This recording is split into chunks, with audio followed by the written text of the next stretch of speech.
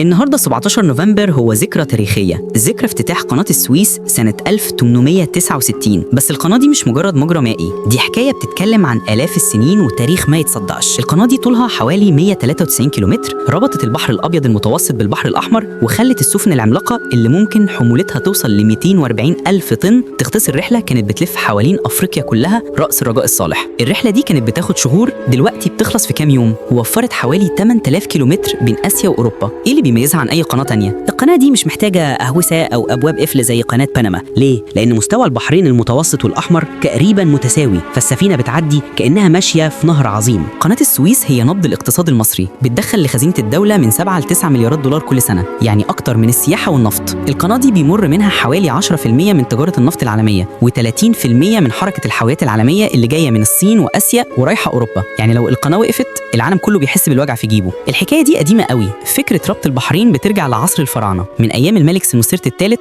في الألفية الثانية قبل الميلاد. عملوا قناة بتربط النيل بالبحر الأحمر. لكن المفاجأة كانت في العصر الحديث، لما العمال كانوا بيحفروا القناة لقوا توابيت ومومياوات وحاجات ترجع لعصور مصر القديمة. جزء من الحاجات دي وصل المتاحف عشان يحكي قصة الماضي، وجزء تاني اتنهب أو ضاع في وسط الرملة. قناة السويس مش مجرد حفرة، دي تاريخنا اللي فضل حي، بيفكرنا إن إرادة الإنسان المصري قادرة تعمل المعجزات. لو عجبتك القصة ما تنساش تدعمنا باللايك والشير، لأن ده أكبر دعم لينا، واستنونا في القصة اللي جاية. وكمان عملنا قناة جديدة مخصوص للمتابعين اللي بيحبوا القصص دي، هتقدر توصلها بكل بساطة لما تضغط على اسم القناة اللي تحت الفيديو، وهيظهر ليك اسم القناة التانية تقدر تشترك فيها بكل بساطة، وهتلاقي هناك قصص جديدة عن أبطال أكتوبر والتاريخ المصري ومعلومات أكيد هتعجبك، بننزلها بشكل مستمر علشان تفضل دايما معانا في رحلة الحكايات اللي ما بتخلصش.